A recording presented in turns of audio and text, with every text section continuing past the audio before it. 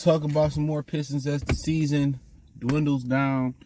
They saying it's one of the worst drafts in history. I mean, you watched the NCAA tournament, and I've watched it briefly, and I have not heard, oh, this guy can go in the top 5 or he's the number 1 pick. And that's one of the reasons why a lot of people don't watch college basketball no more. I mean, where are the stars going? They fought tooth and nail not to pay these dudes NIL. Well, I didn't even know I rhymed there. Bars. They fought tooth and nails not to pay these brothers NIL. To end up paying these guys too late. And they don't have any respectable names in the college game.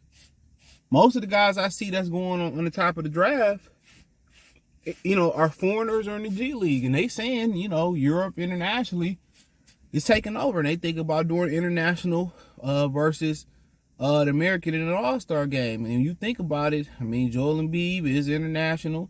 Giannis, Jokic, Luka, Shea Gilgeous Alexander, Jamal Murray finally make an All-Star team. Not Josh Giddey. He need to be in jail. But check out Detroit Pistons Talk playlist. Thumbs up the video, share the video, subscribe to the channel. And it's really becoming the basketball apocalypse in the NBA. These new guys in America, they can't stay healthy. And a lot of them can't play basketball. Y'all don't even notice how bad a lot of these hoopers is. Do y'all understand it's really a virus running wild in the NBA right now, especially the American basketball, with the inability to play without the basketball. People talk about Cade Cunningham numbers. Show me what he can do without the basketball in his fucking hand. Nothing. Nothing. I keep telling y'all that. You're not gonna win shit with Cade having the ball 90% of the chance. Matter of fact, Dallas is not gonna win shit with Luka Doncic dominating the ball as much as he do. Until those guys figure out how to play without the basketball, how to catch and shoot, how to make guys better, how to move off the screen, and then pick and choose when you need to dominate the basketball, they not LeBron James. Even Michael Jordan had to relinquish the basketball. That's where Scottie came in at. Even Michael had to relinquish the basketball. He wasn't that great where they could win with a ball being in his hand and him chucking up shot. And then Phil Jackson had to come in and say, you know what? Look here, Michael. You're going to do this triangle shit. You can't have the ball all the time. You can't score. And he had to figure out, once he figured out, Phil showed him how to win basketball games, it was a wrap. LeBron James is the only player great enough that I can think of to dominate the basketball and win the championship. And imagine if LeBron, real quick, learned how to play without the basketball. That motherfucker wouldn't have lost all them finals. He wouldn't have lost all them finals. You know what I'm saying? But he never learned how to play without the basketball. What Rip Hamilton did, what Reggie Miller was doing, what Ray Allen was doing throughout his career, that's dead. That's a lost art. And that's what I'm trying to get y'all to understand about Cade Cunningham. It ain't Jaden Ivey. It ain't low sodium beef stew. He asked though, but it ain't just him. It ain't a sure. You got a guy that everything is going through the offense through him. No wonder why his fucking knee is hurting. You taking every dribble. You facilitating every point. You're not going to win like that. You're not going to win you're not LeBron. If Jordan couldn't do it, Cade Cunningham can't do it. But that ain't what I'm here to talk about. It was a good prelim conversation. That ain't here what I'm here to talk about, fellas. And ladies and gentlemen, the women out here, shout out to y'all. That ain't what I'm here to talk about. The Pistons probably will win the lottery. They probably will get the number 1 pick. In the worst year, you don't want to get the number 1 pick. You wanted to get it last year. Troy Weaver in his open letter. I'm going to keep going back to Troy Weaver's open letter. In his open letter, he said that we have a high draft pick. And then when they didn't get the pick, what'd he say? Well, we wasn't banking on getting the number 1 pick. Man, shut your lying ass up. I do not like him. I don't see somebody at the barbershop, man. You tough on Troy, that's my boy. Fuck him. Excuse me for being belligerent, but y'all get what I'm saying. Do your job. Like T.I. say, I'm just doing my job.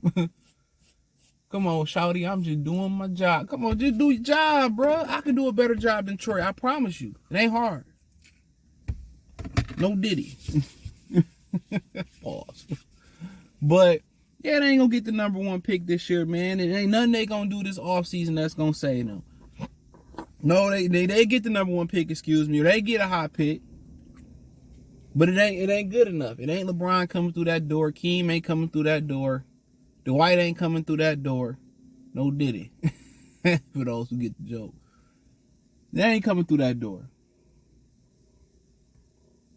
They ain't coming through that door. No, sorry, okay, we'll see. But I just feel that I feel it'll be the year they get the #1 pick, and it ain't gonna matter. This team is just, it's not the players, man. It's the people. It's a dysfunctional organization. It's like raising your kids in a dysfunctional household. Their chances at success in life, it drastically decreases. They got to unlearn all the dysfunction that you put them in. And once you get out here and live and you see how people really living and how kids really don't have a chance out here. See, a lot of y'all that live a certain life, that live in a certain like class or a certain neighborhood, y'all can never understand that. You can never, I didn't understand it. You know, and I lived in the hood.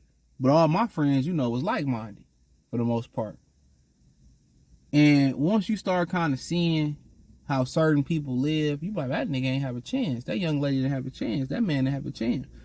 That's kind of what the Pistons going through. They don't really have a chance. The young guys don't have a chance to grow and flourish because it's a toxic organization. The GM don't like the coach. The GM never wanted to coach. He wanted his guy, Kevin Ollie. You know, the owner, you know, had to, you know, the GM had to tell the owner for the coach to play Jaden Ivey. It's just dysfunction. Them guys don't deserve that. And the owner's never around. He always in LA. Sell the fucking team then. And what's going on in Detroit, it ain't gonna be heard in LA. They out there doing blow. They messing with snow bunnies.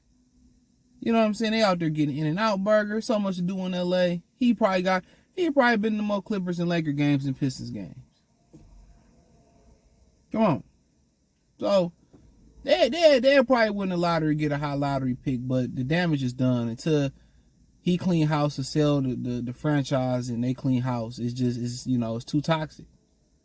It's too toxic. So it is what it is. Can't nothing say the franchise right now. Prime Michael Jordan couldn't say this shit. Prime LeBron couldn't say it. It's bad. So check out Detroit Pistons Talk playlist. Thumbs up the video. Share the video. Subscribe to the channel. The subscribe button is the bell icon button. Hit all notifications. Increase your chance. Get notifications. We go live or drop video. Financially want to support the channel. Cash App $CJ Good 313. Venmo CJ Good 313.